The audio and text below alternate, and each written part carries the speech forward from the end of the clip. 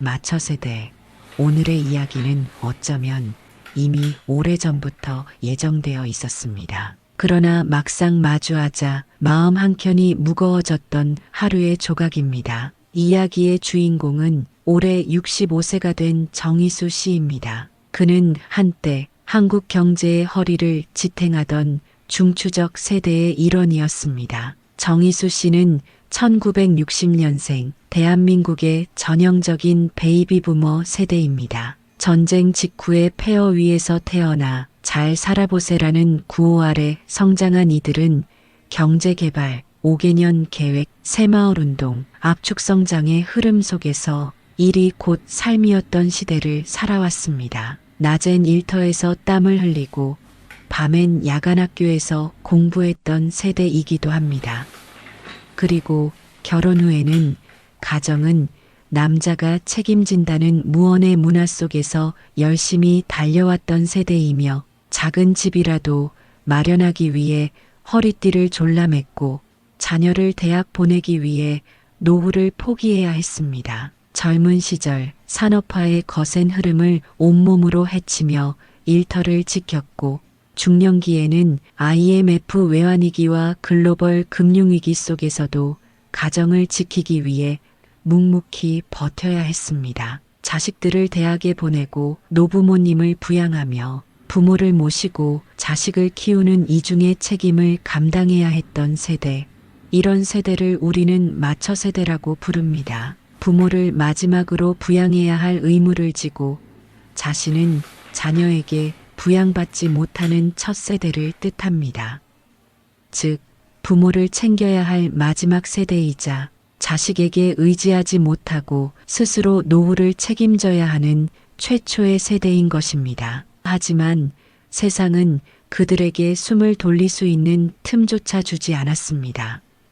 정년을 채우기도 전에 회사는 효율이라는 이름으로 그들을 내보냈습니다. 명예퇴직이라는 이름이 붙었지만 실상은 강제 퇴출입니다. 정희수 씨도 마찬가지였습니다. 50대 중반 그는 오랜 세월 몸담았던 회사로부터 명예퇴직 권고를 받았습니다. 그날 회의실에 모인 동료들과 함께 들었던 팀장의 짧은 통보는 아직도 생생합니다. 회사의 사정이 좋지 않습니다.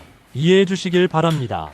그 한마디에 그의 지난 30년은 무너져 내렸습니다. 그날 이후 그의 삶은 완전히 달라졌습니다. 매일 출근하던 아침은 사라지고 가끔 들어오는 단기 일용직이나 시간제 프리랜서 일로 생활을 이어가야 했습니다. 기존 다니던 회사의 비슷한 업종은 물론 다른 업종이라도 취직하려 했지만 불가능했습니다.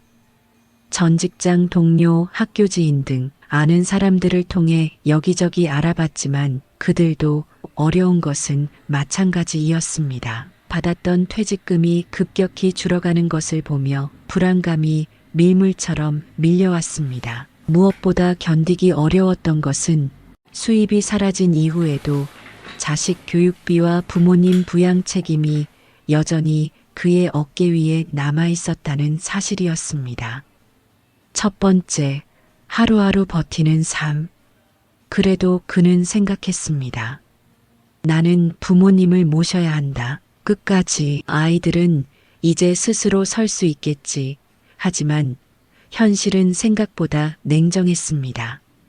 아들은 취업난에 힘들어했고 딸은 결혼 준비로 여전히 부모의 지원을 필요로 했습니다. 한편 고향 시골에 남은 아버지와 어머니는 병약해져 갔습니다. 외로움 속에 하루하루를 버티는 부모님을 생각할 때마다 가슴 한켠이 무너져 내렸습니다. 마처 세대, 그들은 늘 가족을 위해 살아왔습니다. 하지만 이제 가족 누구도 그들을 대신해 줄 수 없는 시대가 되어버렸습니다. 자녀 세대는 부모 부양을 당연시하지 않는 세상, 그리고 노후를 국가나 가족에 의지하지 않고 스스로 책임져야 하는 세상. 정희수 씨는 그 거대한 변화의 한가운데에 서 있었습니다. 그는 스스로 묻곤 했습니다. 나는 누구를 먼저 챙겨야 하지? 자식일까? 부모님일까? 아니면 이제 겨우 나 자신일까?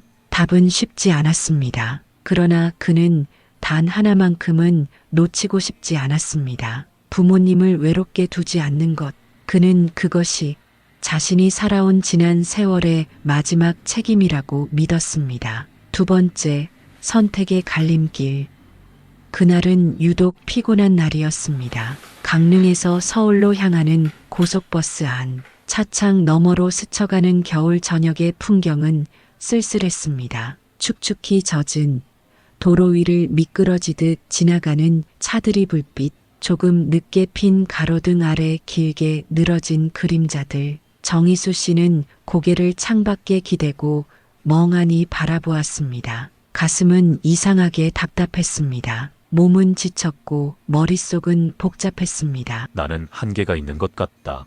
자식도 부모도 나 자신도 누구 하나 제대로 챙기지 못하는 것 같다. 퇴직 이후 그는 하루하루가 싸움 같았습니다. 프리랜서 가이드로 일하며 생계를 이어갔지만 젊은 후배들과의 경쟁은 치열했고 몸은 예전 같지 않았습니다. 그렇다고 자녀들이 완전히 독립한 것도 아니었습니다. 아들은 아직 변변한 직장을 구하지 못했고 딸은 결혼을 준비하면서 이따금 집에 손을 벌렸습니다. 한편 시골에 홀로 계신 부모님은 해마다 눈에 띄게 약해지고 있었습니다. 아버지는 거동이 어려워졌고 어머니는 가끔 아들의 이름조차 가물가물하게 불렀습니다. 나는 누구를 먼저 챙겨야 하는 걸까? 이 질문은 버스가 터널을 지날 때마다 그리고 환하게 트인 고속도로를 지날 때마다 마치 교차로 앞에 선 것처럼 그의 가슴을 짓눌렀습니다. 그렇게 시간을 보내던 중 주머니 속 핸드폰이 부르르 진동했습니다. 딸이었습니다. 정희수 씨는 급히 전화를 받았습니다. 아빠 뭐해? 어디야? 그는 짧게 대답했습니다. 버스야. 서울 가는 길이야. 잠시 침묵이 흘렀습니다. 그리고 딸은 조심스럽게 말을 이었습니다. 아빠, 저희는 알아서 할게요. 할아버지, 할머니 먼저 챙겨요. 그 말은 예상치 못한 순간에 가슴 한가운데를 파고들었습니다. 왠지 울컥했다.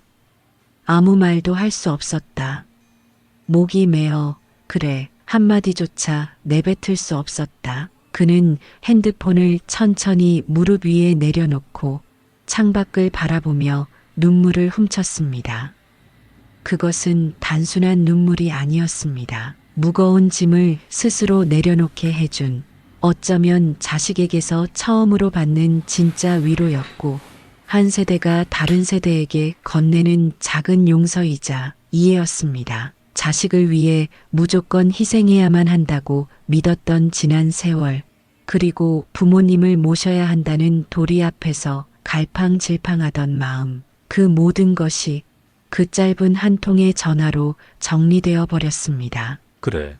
자식은 언젠가 스스로 설 것이다. 하지만 부모님은 기다려주지 않는다. 정희수 씨는 그날 밤 집에 도착해서도 한참 동안 현관 앞에 서 있었습니다. 문을 열기가 싫었다. 문 너머에는 여전히 아버지에게 의지하려는 아이 같은 자식들의 시선이 기다리고 있을 것 같았다. 하지만 그 시선은 이제 스스로 하겠다는 다짐으로 바뀌었다는 것을 그는 알고 있었습니다. 그는 조용히 중얼거렸습니다. 그래. 이젠 내가 먼저 지켜야 할 분들께 가야겠다. 세 번째, 그날 밤 그는 긴 세월 동안 묻어두었던 자식으로서의 책임을 다시 꺼내 들었습니다. 자신의 노후, 자식들의 미래, 그 무엇보다도 당장의 생명을 붙들고 살아가는 부모님을 위해 부모님을 곁에 모시기로 이제야 정말 인생에서 가장 중요한 선택을 해야 할 때가 온 것이었습니다. 그는 더 이상 미루지 않기로 했습니다. 다급했지만 늦지 않았던 결심이었습니다. 네 번째, 고향집을 정리하다. 며칠 후 정희수 씨는 짐을 꾸렸습니다. 서울의 겨울 하늘은 잔뜩 흐려 있었고 터미널에는 찬바람이 매섭게 불어왔습니다. 목도리를 바짝 동여맨 채 그는 고향행 고속버스에 몸을 실었습니다. 가는 길 내내 머릿속에는 어릴 적 기억이 떠올랐습니다. 여름이면 마당에 작은 텐트를 치고 별을 보던 밤들, 겨울이면 아궁이에 불을 지피고 옹기종기 모여 앉아 고구마를 굽던 기억들. 그러나 시간이 지나면서 그 따뜻했던 공간은 조용히 세월에 잠식당하고 있었습니다. 버스가 고향 터미널에 도착했을 때 주변 풍경은 한층 쓸쓸해져 있었습니다. 정희수 씨는 무거운 발걸음으로 시골집을 향했습니다. 낡은 대문을 열고 들어서자 덜컥거리는 소리와 함께 쌀쌀한 공기가 밀려왔습니다. 집안은 싸늘했습니다. 구석구석 먼지가 쌓였고 벽지는 군데군데 뜯어져 있었으며 부엌 한켠에 놓인 가마솥은 이미 오래전부터 불을 잃어버린 듯 했습니다. 거실 한가운데 어머니는 작은 이불을 덮고 조용히 누워 계셨습니다. 아버지는 침대에 앉아 창밖을 바라보고 있었습니다. 힘없이 꺾인 어깨, 삐걱거리는 숨결. 정희수 씨는 부모님의 모습을 보는 순간 가슴 한복판이 아려왔습니다. 이분들은 나를 위해 평생을 바치셨는데 그는 한참 동안 아무 말도 할 수 없었습니다. 그저 조용히 집안을 둘러보았습니다. 오래된 장롱, 어릴 적 자신이 쓰던 작은 책상, 아버지가 직접 만든 나무 걸상 하나가 지난 세월을 소리 없이 증명하고 있었습니다. 정희수 씨는 결심했습니다. 함께 가자. 더 이상 이곳에 두 분만 남겨두지 않겠다. 그날 오후 그는 마을 이장님을 찾아뵙고 집을 정리할 절차를 상의했습니다. 낡은 가구들은 일부 버리고 남은 짐들은 최소한으로 추렸습니다. 어머니가 좋아하시던 자개장 한 짝, 아버지가 아끼시던 오래된 라디오, 그리고 어린 시절 가족사진 몇 장. 이것만은 꼭 가져가기로 했습니다. 짐을 싸면서 그는 매 순간 마음속으로 다짐했습니다. 이제부터는 내가 지켜야 한다. 내가 지켜야 한다. 정리가 끝난 뒤 노을이 지는 하늘 아래 세 사람은 작은 트럭에 올랐습니다. 어머니는 한 손에 작은 이불 가방을 들었고 아버지는 두 손으로 아들의 팔을 꼭 잡았습니다. 차창 너머로 지나가는 고향 들판을 바라보던 부모님의 눈빛엔 아쉬움도 있었지만 어딘가 모르게 편안함이 깃들어 있었습니다. 정희수 씨는 조용히 중얼거렸습니다. 돌아오는 길은 함께라서 괜찮아. 5번째, 도시에서의 새로운 시작.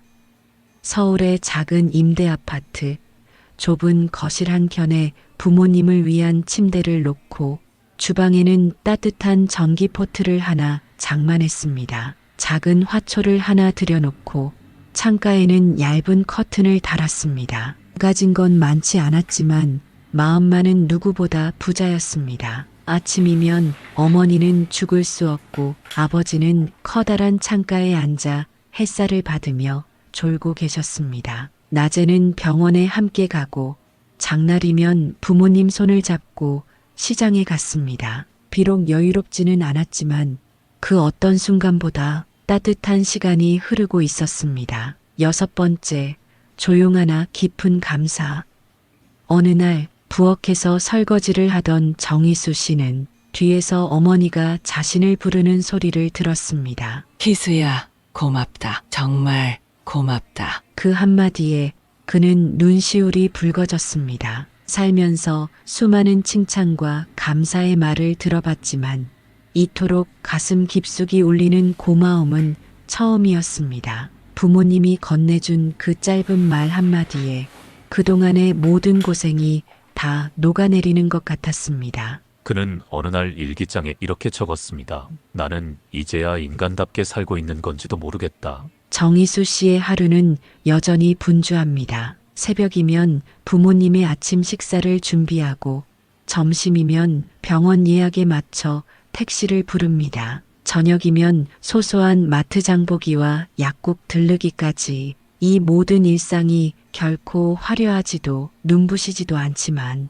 그는 매 순간 자신이 제자리에 있다는 걸 느낍니다. 젊은 시절 그는 늘 앞으로만 달렸습니다. 승진을 위해, 자녀를 위해, 사회 속에서 무너지지 않기 위해 사회에 지지 않으려고 달리고 달린 끝에 그가 진짜로 원했던 것은 누군가를 지키는 삶, 그것뿐이었다는 사실을 이제야 깨닫게 되었습니다. 어느 날 거실 창가에 앉아 계시던 아버지가 조용히 말씀하셨습니다. 기수야, 고맙다. 미안하다. 짧은 그 두 마디, 그 말을 듣는 순간 정희수 씨는 왈칵 눈물을 삼켰습니다.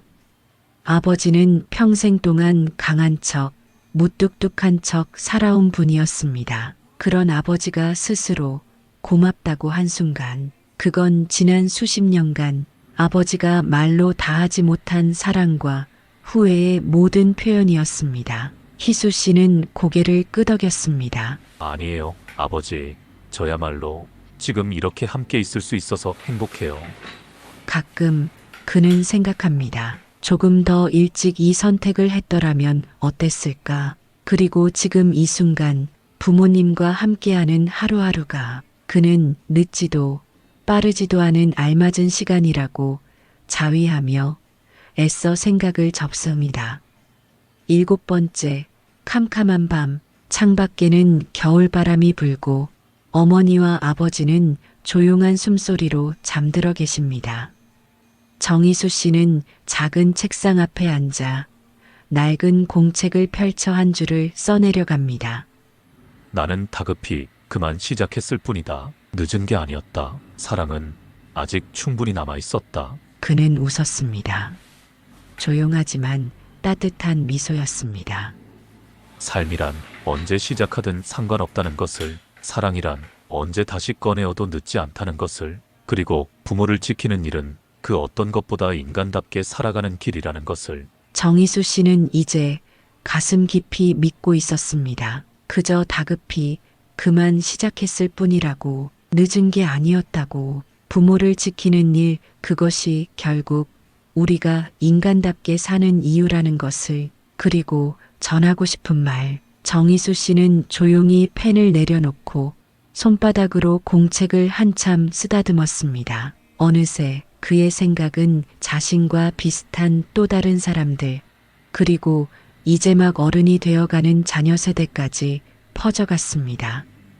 8번째, 같은 세대에게 전하는 편지.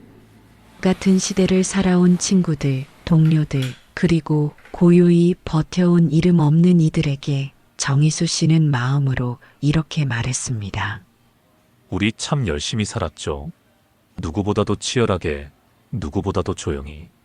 우리는 부모를 부양하는 마지막 세대였고, 자식을 기대하지 않고 스스로 준비해야 하는 첫 세대가 되었습니다. 누군가는 말합니다. 너무 고지식하다. 자기 인생을 더 챙기라고. 하지만 저는 믿습니다. 부모님을 끝까지 지키는 일, 그 책임을 스스로 껴안고 살아가는 일, 그것은 결코 자랑스러운 일이 아닙니다. 오히려 우리가 자식으로서 마지막까지 지켜야 할 가장 소중한 품위입니다. 지금 우리가 지키는 이 선택들이 누군가에게는 작은 희망이 되고 우리 자신의 마지막 자존심이 될 것입니다. 그리고 분명히 알게 될 겁니다. 사랑은 늦지 않았다는 것, 삶은 지금 이 순간부터 다시 시작할 수 있다는 것. 그러니 조금 힘들어도 외로워도 포기하지 말고 걸어갑시다. 천천히 그러나 단단하게. 우리는 아직 끝나지 않았습니다. 다급히 그저 시작했을 뿐입니다. 9번째, 자식 세대에게 전하는 편지. 정희수 씨는 고개를 들어 먼 창밖을 바라보며 생각했습니다. 너희는 우리처럼 살지 않아도 된다. 하지만 부모를 생각하는 마음만은 잊지 말아다오. 우리는 때때로 너무 많은 것을 너희에게 기대했다. 너희가 짊어질 필요 없는 짐까지도 떠맡게 했던 것 같다. 이제는 안다. 너희는 너희 삶을 살아야 하고 우리는 우리 몫의 책임을 스스로 마무리해야 한다는 것을. 그래서 부탁하고 싶다. 부모를 부담으로 여기지 말아라.